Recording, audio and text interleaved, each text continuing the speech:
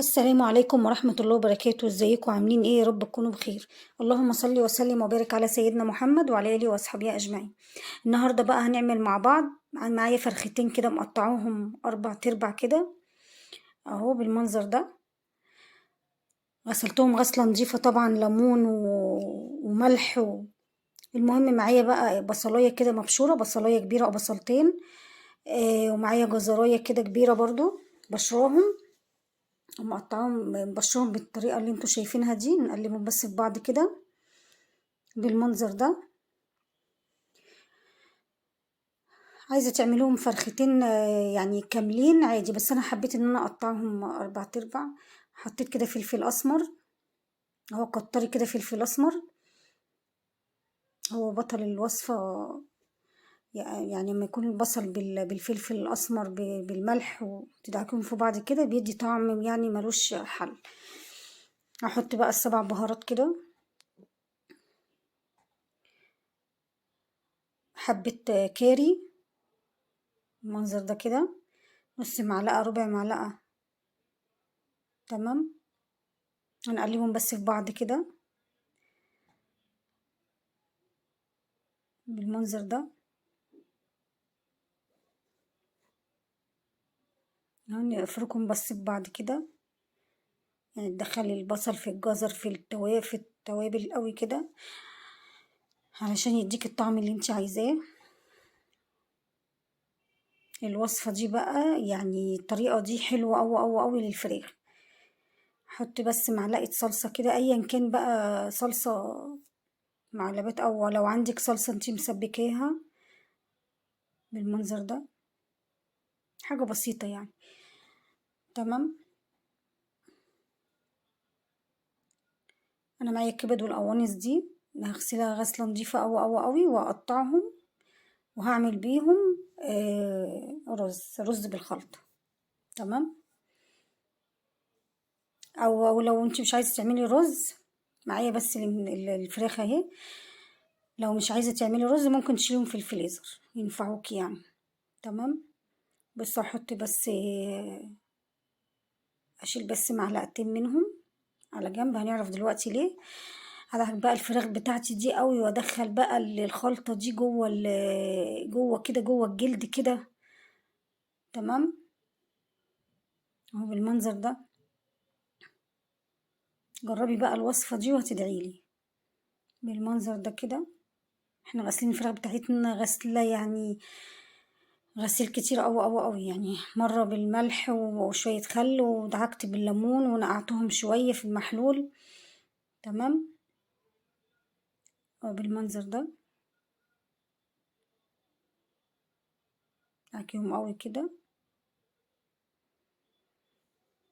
اللي وصل معايا لحد هنا يحطلي اللايك فضلا وليس أمر، ولو عجبكم القناة بتاعتي يعني ادعولي كده واللي حابب وصفة ولا حاجة يكتب لي.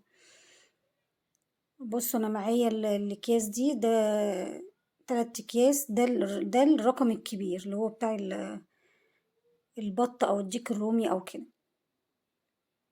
تمام، انا عندي الصغير بس انا حابه ان انا اعمل في ده بقى اديهم مساحه برضو ايه، يرتاحوا كده مع بعض. المهم انا هفتح الكيس بتاعي كده.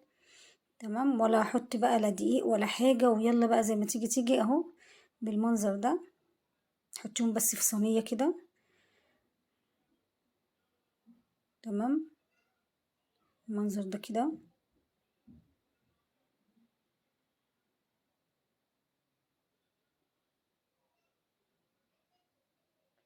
اهو بالمنظر ده. احط بقى المعلقتين اللي انا كنت شايلهم من الخلطة على جنب، احطهم في قلب الكيس كده، يعني يزودوا طعم يدوك يعني احلى طعم كده. تمام، بالمنظر ده. عايزة تحطي طماطم حطي، بس انا ما حبيتش يعني. بس بقى نبدأ بقى نربطها كده في الكيس حلو قوي كده بالمنظر ده.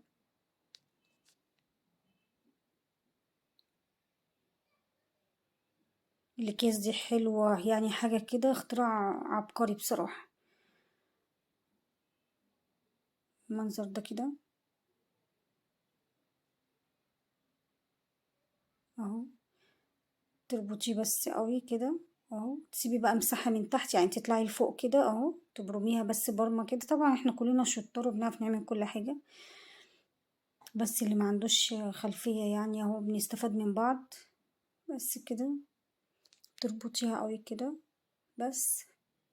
تظبطي بقى، انا جبت صينية كبيرة شوية علشان يعني ايه ترتاح كده، يعني اهو بالمنظر ده. هجيب بقى سكينة بس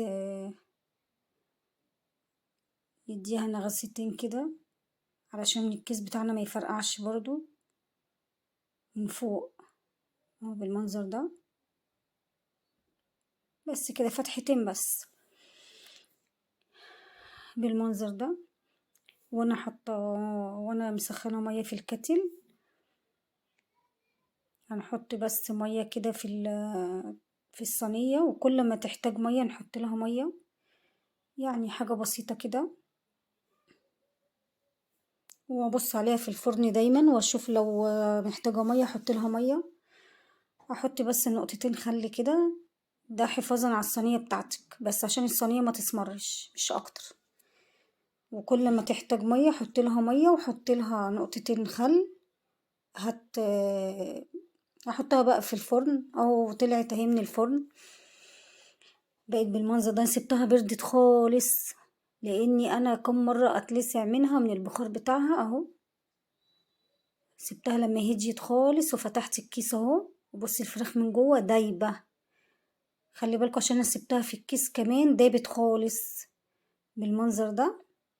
وبصي الصوص منها فيها، ولا حطينا خضار ولا حطينا اي حاجه، هما شويه الخلطه. وادي الفراخ بتاعتنا اهو طلعناها فغرفناها بص بالمنظر الجميل ده. وعملت جنبها شويه رز بالخلطه اصفر مصري عادي خالص، ولا بسمتي ولا اي حاجه اهو بالمنظر ده. طبعا احنا عملناه مع بعض كتير وهنزله لكم برضو على القناه، بس فيديو لوحده عشان الفيديو ده طول مننا.